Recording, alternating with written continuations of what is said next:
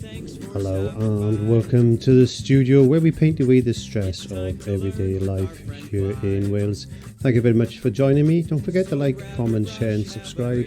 Click that notification button and you'll get notified of all the lessons that I upload. Okay, so today I'm just playing around with a little bit of paint. I'm not too sure what I'm going to be drawing and painting today because I'm thinking of drawing something. So I'm just putting a little bit of green, a little bit of white. I'm just trying to get a background. I'm not too sure what to do. I'm not going to be showing my palette or anything today. I'm just filming on one camera because I've been moving my studio about a little bit. And basically, yeah, it was just easier for me to film with one camera today.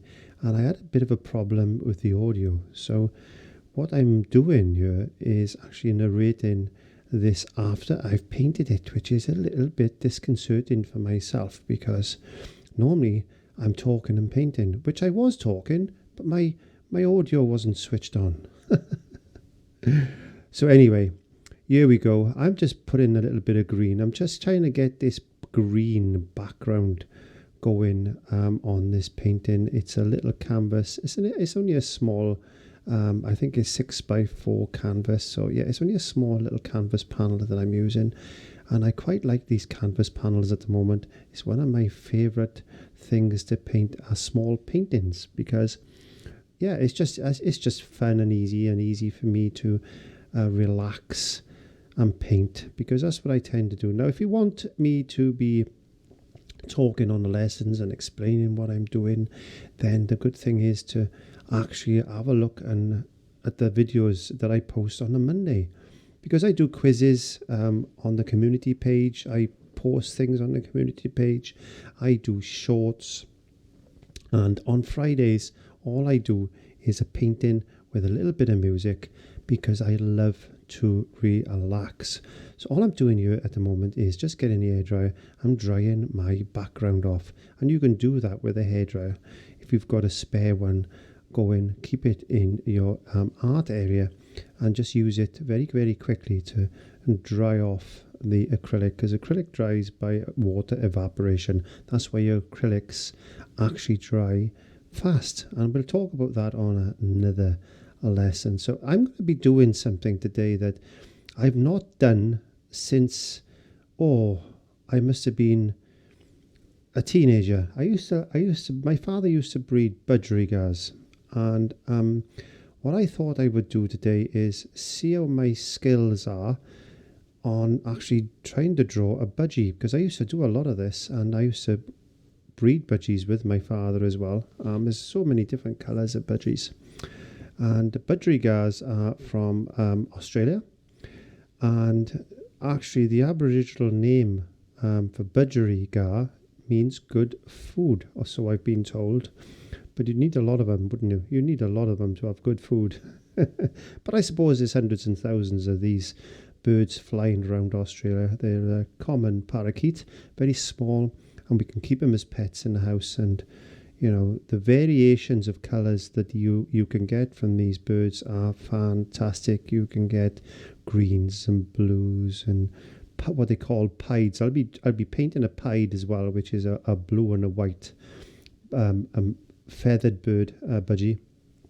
I'm not too sure what colour I'm going to paint old Joey here, and we're going to have Joey. We got these big black spots that you'll find on the side of their face, the beak, and the top of the nose is called the ceri, by the way. I'll explain what that is in a second and how you can tell the sex between these things. But anyway, if you've never drawn before, just give it a go. You can't make a mistake really if you're just going to paint over it anyway. All you need really when you're doing something like this is a quick outline. Yeah, you do need a little bit of drawing skill. My recommendation is if you want to practice drawing, just get a little sketchbook and just doodle. You know, you don't need, painting and drawing are two different animals, by the way. So you don't really need to know how to draw well. And I mean, you don't need to know how to draw well when you're painting. You don't, because you can do all the details and the filling in and all that other stuff when it actually comes down to painting. So yeah, we're going to just see if we can get this beak and the nose, the CERULEAN. We're going to get the eye, and I'll try and give him a little bit of a head as well. It's always handy to have a head on top of a body. But you can see my drawing skills are not 100%, are they? But that's all I need, really. Now you can play around with the background, you can put leaves in and stuff like that. I just decided to go a bit blurry. So just picking up a very small detail brush now, and I'm trying to emphasize more on the drawing I've done. So now I'm bringing the paint in, and I'm trying to just give myself an idea of where things lie. Nothing is fixed yet. I'm not too worried if I have to move the eye a little bit or move the nose a little bit.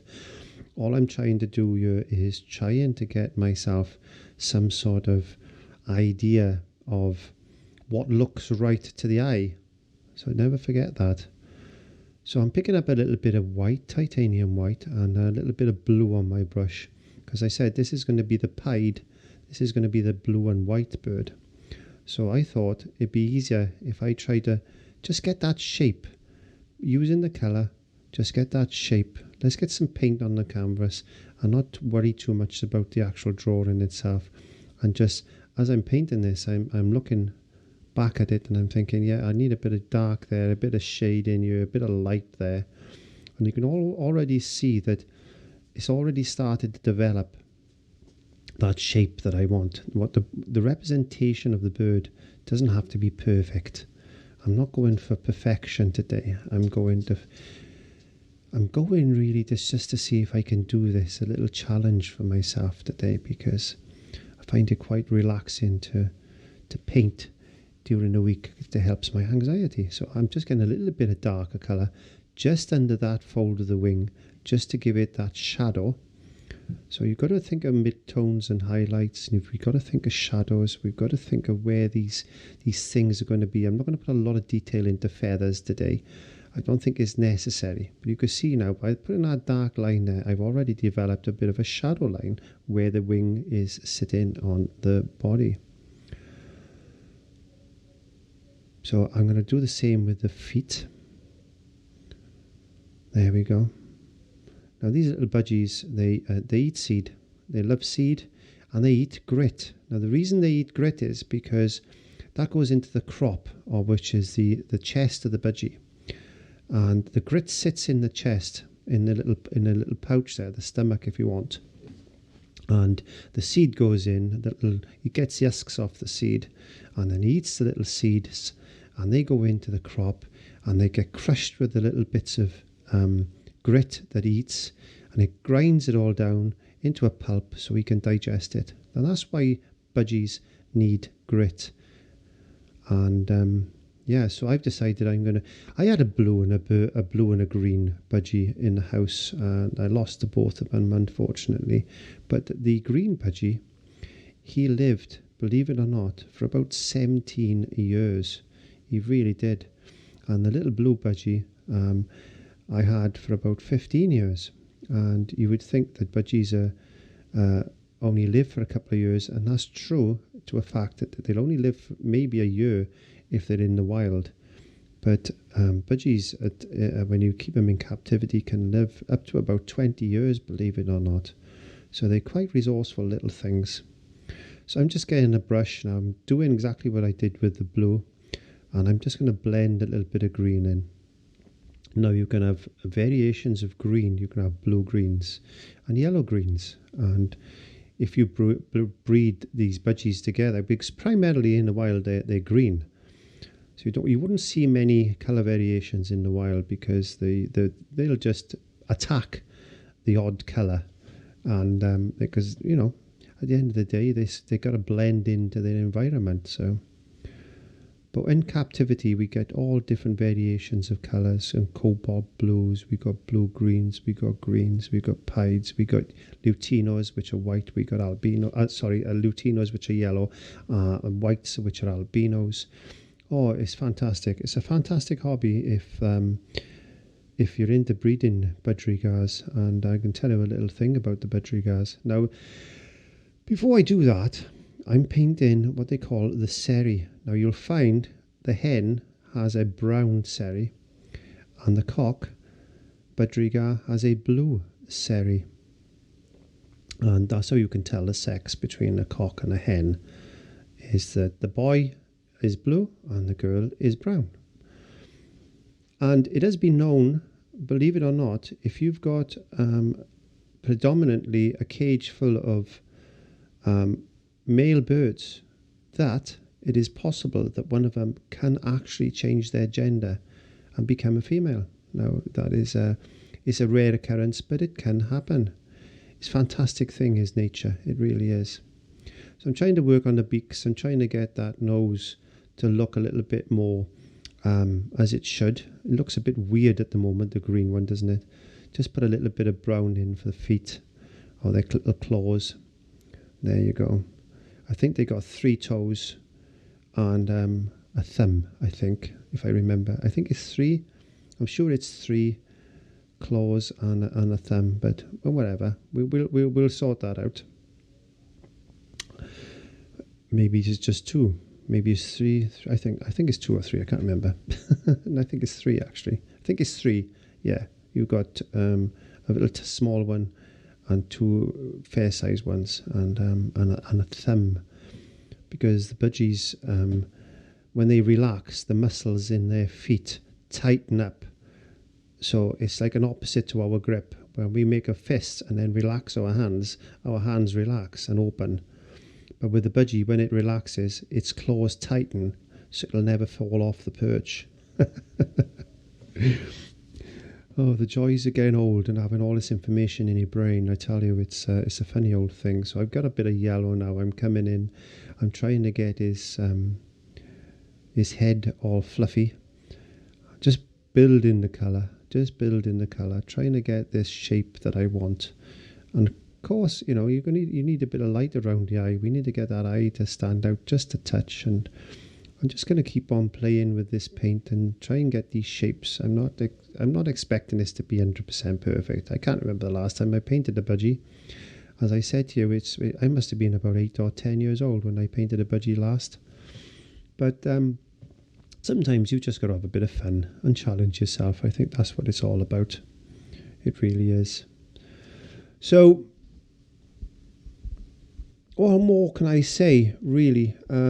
Yeah. They normally have a little clutch of eggs. It's what we call a clutch of eggs. And I think you can have about 6 to 8 eggs, believe it or not. But normally, if I remember rightly, I think you used to have about 5 or 6 eggs on average. And we don't want the hen to struggle trying to bring up too many chicks. So what a lot of breeders do, believe it or not, is they take the odd egg out. Say she had 6 eggs and the breeder only wanted her to have 4. He would take 2 eggs out of that nest. But don't think that he would throw them in a bin or destroy them or anything. He'd put them under another hen. And then she would bring them up. So she might have only had a clutch of 2 or 3 eggs. So you take a couple of eggs out from one clutch and you put it into the other clutch, and you'd make sure that you knew which egg was which egg was which, and you'd mark the eggshell with a little marker or something like that, and you'd keep an eye on the nest, and then when they hatch, then you'd know the chicks, because they're only very tiny things. And so I'm working on the beak a little bit now. I'm trying to get. I'm gonna put a couple of spots in. So we're building that shape of the face up by just putting a couple of spots in. Normally they've got 3 spots. Normally they've got about 3 spots on the side of the face, and you can tell a young budgie against an old budgie. I'll show you how you can tell that in just 1 second.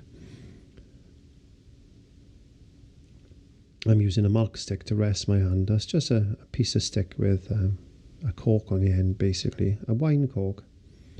Yep, so you just rest your hand on that, and just keeps your hand away from the painting, so you can get a little bit more detail in. So we're working nice and slow, just bring in a bit of detail. Maybe if the eye's in the wrong position, we can change that a touch. Now, when a cockbird is caught in the female, you'll notice that his pupil gets really dilated, and you've got the ring of the eye is very white. So that's what I was trying to do there. Also, we got some little feathers going around the top of the head. Those little black lines that I'm putting in now is just to represent those feather marks. Very, very tiny feathers there. And this is what I was saying, how you could tell the difference between a male bird and a youngster is when you've got these lines on the head. The youngster's got them all the way over his head up to its beak, around to its nose, I should say. Whereas when on the adult bird, he tends to lose it on his forehead. So again, I'm just putting some shadow in, just trying to show the other wing. There you go, that's the wing that's furthest away from me. So he's coming together quite nicely now. I'm just going to put a little bit of lightness on his crop. There we go, just build that yellow in. I haven't decided exactly what type of yellow bird. I think I'm just going to go for a standard green bird. There we are, just a standard green budgie. And some of my favourites are the original colour budgies. And I'm just going to put a few feathery shapes in because they got some black spots on their wings as well. So we just need to brush them in quickly just to represent some feathers. Not worried, I'm not painting feathers, I'm just putting marks in. There we go, just going to do that, trying to bring that wing out a little bit now, just to represent the wing. There we are, put the feathers in, the flight feathers. Getting a little bit of dark here and there, just trying to build that up, put some flight feathers in. There we go, get that done there. But once we put the tail in, it'll look a little bit better. I'm not too happy with our beak yet. I can't remember if I went back to that and tried to correct that, to be honest with you. But as I said, I'm voicing over this video because I lost my audio. So that's always the hard thing when you're trying to make videos. Things can happen. Sometimes the cameras stop working, and sometimes you lose your audio, and I don't know. It's just a nightmare sometimes. So don't forget to join me on a Monday where you'll get lessons like this.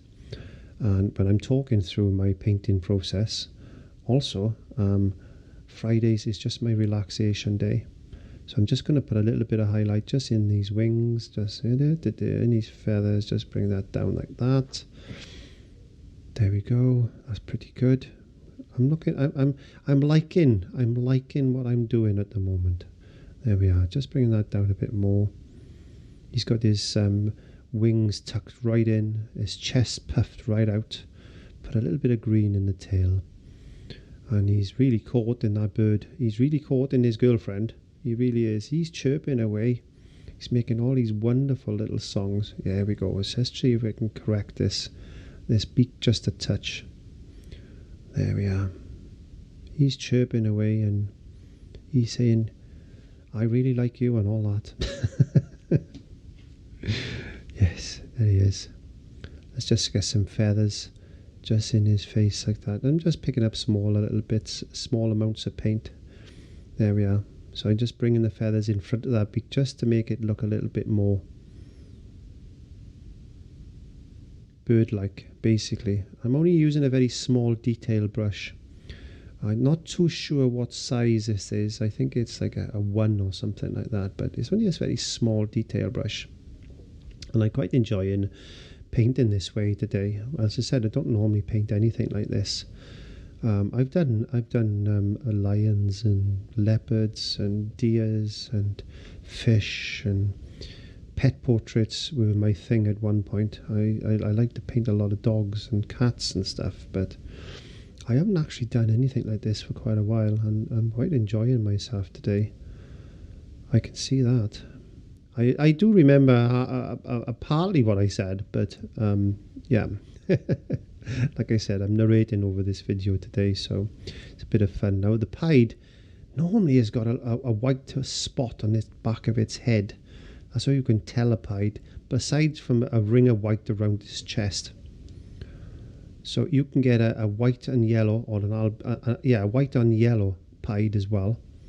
So that'll come in a yellow with a white band and a white spot. Now you can see that I'm getting these rings on its head. For some reason, I started doing it in the front of the forehead, and then I realized that this is not a chick. This is not a youngster. This is a little girl, female budgie. That maybe it's her first courting session. There we go. So you've got to make these stories up sometimes. So it does look a little bit weird, but that green one is looking quite nice. I quite like that. Yeah, there we go. I was just going to remind myself, you need to do something with the beak, because she's looking at him in a slightly different angle. There you go. A little bit of a white mark there, just here and there, just to highlight it. There we go. That looks a little bit better. See how much a little tiny amount of paint can do wonders sometimes. Just to highlight something like that, just gives that different dimension, I think. So let's get a little bit more white and blue together. I'm using a small filbert brush now, a very small filbert brush. If you like what you see today, don't forget to leave a comment and let me know what you think. And yeah, and let me know if you've painted something like this or you want to attempt it. My advice is, if you want to do something, do it. It doesn't matter what it looks like. It doesn't matter the outcome. At least you've attempted it. We can always improve on our paintings. And when I come to paint for things for YouTube, I find it very easy to talk and have fun with my subscribers, but very difficult sometimes to do a painting in such a short time, because you can't really put a lot of detail into these things when you've only got a short space of time to do something. Because I don't want to make a video that's 3 or 4 hours long to show you how to do something, you know. And I don't really like speeding videos up neither, although I have done. I like to try to keep it into about a 15 or 30 minute scale of time scale, I should say. So I'm just putting a little bit of shadow in. If I remember rightly, there was a few little mistakes that I've made, but I'm quite happy to admit to that, and I'm always happy to say that things don't always go well, and as they don't. But I like to show people that, you know, don't be afraid to attempt anything. Don't be afraid to attempt anything. And I'm going to blend a little bit of this into the head. I'm going to take some of them lines out now. I've decided that, yeah, I'm going to just do that. Just make that head a little bit darker. Just blend that in. And our acrylic paint, as I said, it dries by evaporation. So because it's water-based. So if you add a lot of water to your acrylic, you will find that it will tend to dry a lot quicker. So sometimes the smallest amount of water added to your paint will make a difference on it drying. You also need to put your acrylics onto something of a wet palette. Just check out the video for wet palettes, the channel for wet palettes, by the way. I'm trying to put that white ring on his chest, on her chest now. And that helps to keep the moisture into the paint as well. And the other thing is maybe a little spot of vegetable glycerin or polypropylene glycol, I think it's polypropylene glycol, into the paint. So basically all you're trying to do is to stop the water from evaporating. So if you make water a little bit thicker or less likely to evaporate by adding something like a vegetable glycerin to it, only a small amount, a drop into some water will stop the water from evaporating, because it's like how can I say, the reason oils don't dry as fast as, I'm just looking what I'm doing there. I think I've got too many lines on its forehead there. I'll take them out now. The reason oils don't dry is because they don't evaporate, they oxidize. Oil oxidizes rather than evaporates, because oil is a very thick substance if you think about it, and water just evaporates with heat. So the hotter the environment, the quicker the paint is going to evaporate. So yeah, I'm just going to be playing around now with a couple of lines like this and trying to get that shape of the eye out. Just want to push that eye into the head a little bit and fluff out the head, looking like it's a bit puffy. There we are. Am I going to leave it like this? Am I? I don't know. I can't remember what I did now. Little dot in the eye. Bush. There we are. Look at that. We got a little eye already. Bush. Not so bad. I'm quite happy with that so far. I'm quite happy. I might come back to that and play around with it in a second. Because her eye is a little bit darker around. There we are. Okay, let's just put a few little marks in here. Let's get some detail in. Because you've got a bit of a white wing. Just blend them in with your finger like that, so you get a little bit of shadow going in there. Bring a little bit of shadow back down under that wing there like that. And it's not always easy trying to paint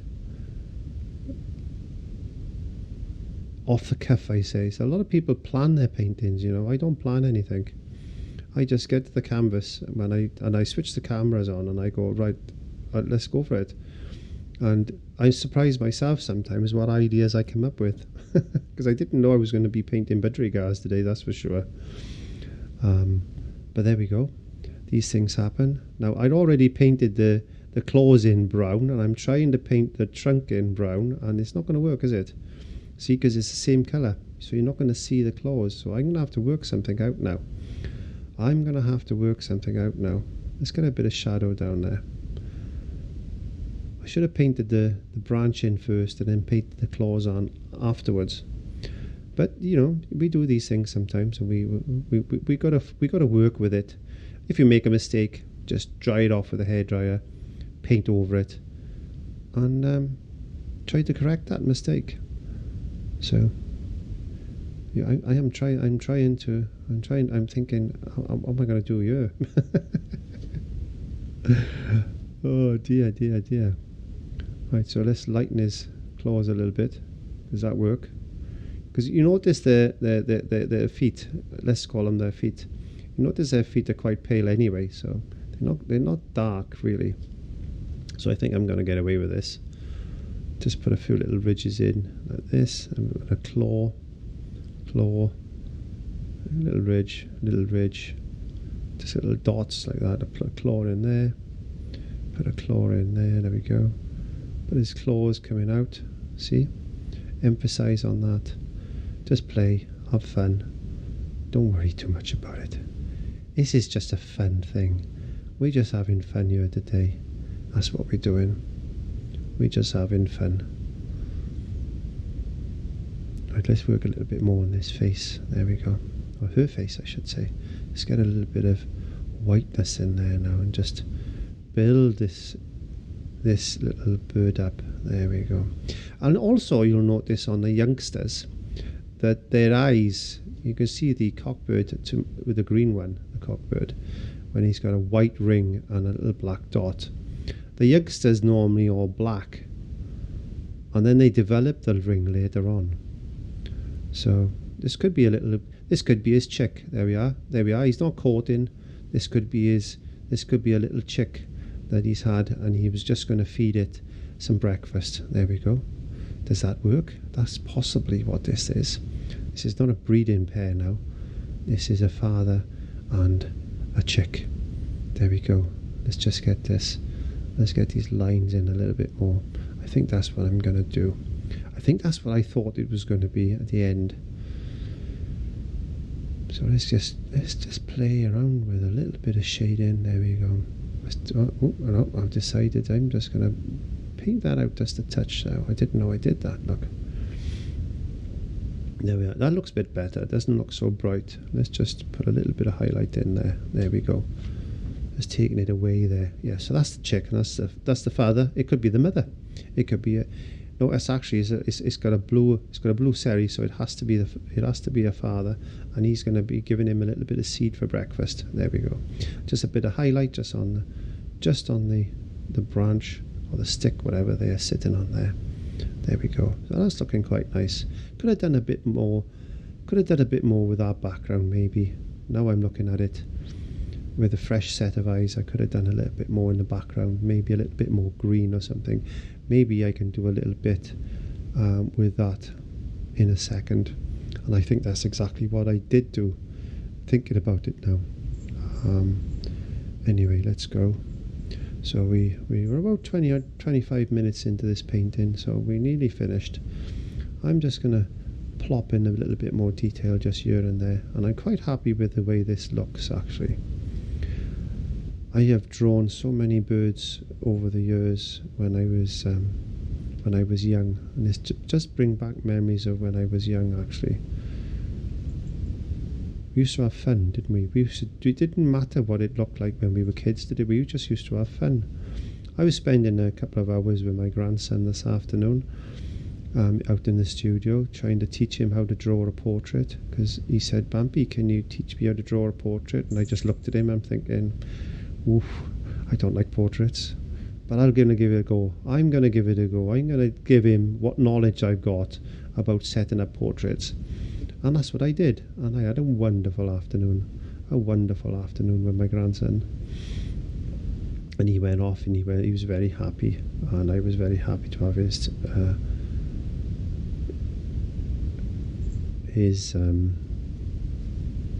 presence with me. Is it the presence? Is that the word I'm looking for? I don't know. So let's get his company, that's what I should say. Yes, his company, not his presence, his company. Sometimes my brain just empties, you know. Anyway, what a wonderful pair of birds. I quite like that. You always see the younger bird. There we are. I knew I did try to do something with the background, because I'm putting a little bit of dark around the lighter bird just to give it that emphasis. I wanted to stand out just a touch, a little bit of green back in the background. I thought I did something like that. The other thing with a younger bird is the head is slightly smaller too. So whereas the male bird or the adult bird tends to have a slightly bigger head. So that's definitely a father and feeding his chick. There we go. Just getting a little bit of lightness just in there, a little bit of light against dark and a little bit of dark against light, and I'll just set them off against each other. Just get a little brush in a second, I think, with just water on, so I can just blend that in then. There we are. I've just put my brush in a little bit of water, just the paint I got on the brush, just to blend that in just a touch, just to give it that little bit more of a colour format on the background there. And yeah, let's just emphasize things off a little bit now. There you go, a little bit of highlight just there. That's looking good. I quite like this. A little bit of blue. There we go, coming in. There we are.